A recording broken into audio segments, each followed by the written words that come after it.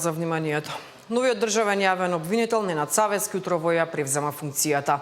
Вити засилена борба со криминалот и корупцијата, но побара и поголема финансиска независност. Ивана Соколович најдова е во собранието, ја вклучуваме во живо со информациите на оваа тема. Ивана, со какви најави, но и очекувања Савески ја превзема функцијата?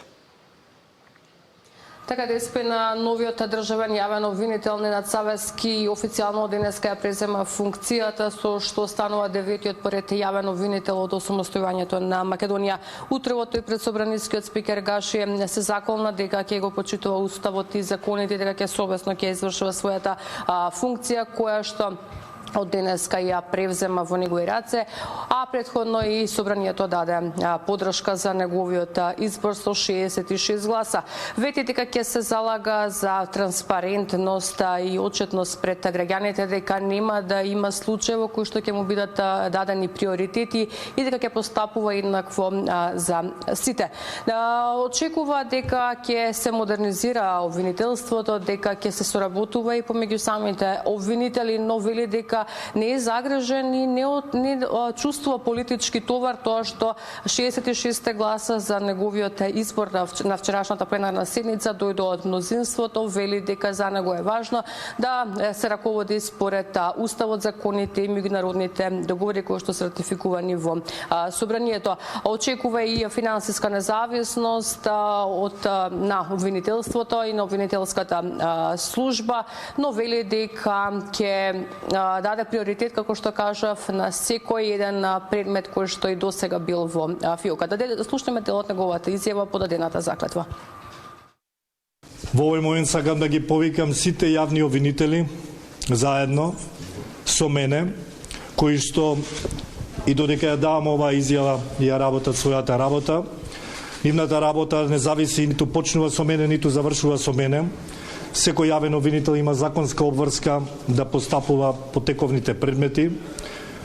Го познавам обвинителскиот состав и верувам во истите и заедно со нив сигурен сум дека ќе ги задоволиме очекувањата на граѓаните во чие име, устав и закон постапуваме ние јавните обвинители. Факт е дека на обвинителството му требаат финансиски средства, борбата против криминалот бара финансиска поддршка. Сум кажал многу пати и претходно, кажувам и денес, за да се бориме ефикасно против криминалот мора да има услови за тоа.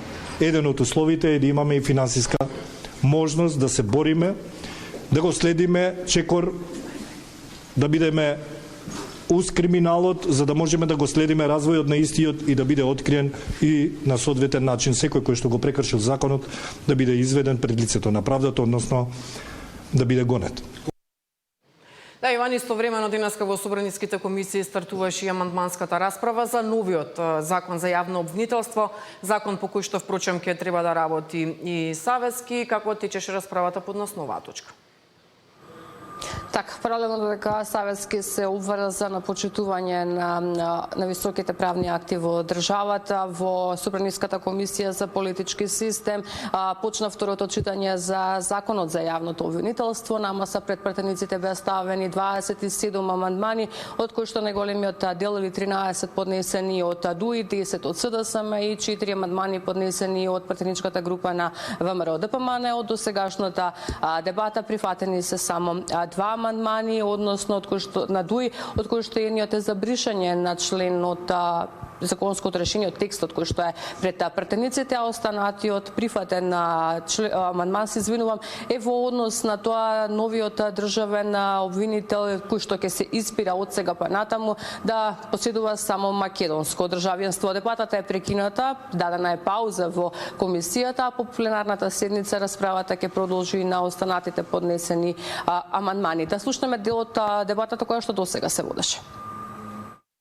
Јавен обвинител може да постапува и надвор од својата стварна и местна надлежност од причини на економичност и ефикасност по одлука на непосредно повисокиот јавен обвинител.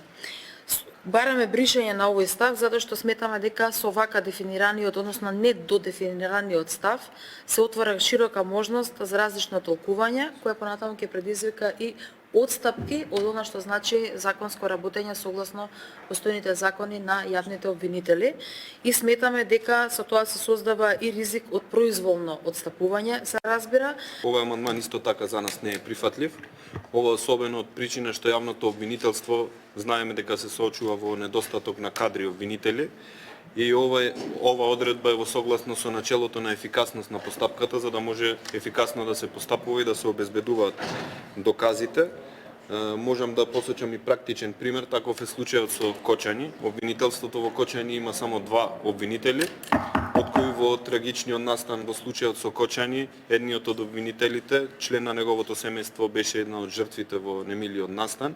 И замислете како би било доколку само тој еден обвинител би можел да постапува во конкретниот предмет. Не е соодветен е примерот за Кочани да се спомене во овој контекст, затоа што одредбата од предлог законот кој бараме да биде избришена вели економичност и ефикасност. Случајот во Кочани, трагедијата во Кочани по многу нешта драстично се разликува, сега зборувам како кривично правен настан случај и така натаму, се разликува од тоа што се вообичаени кривично правни настани по кои постапува јавен обвинител.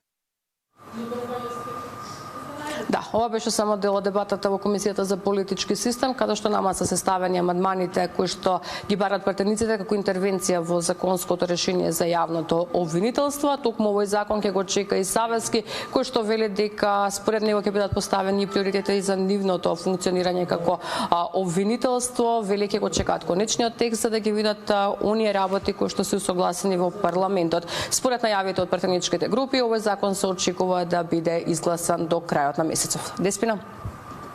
Иван, јас ти благодарам за овие информации. Обвистите сега кој детален извештај, новата тема пренесувам и во следното информативно.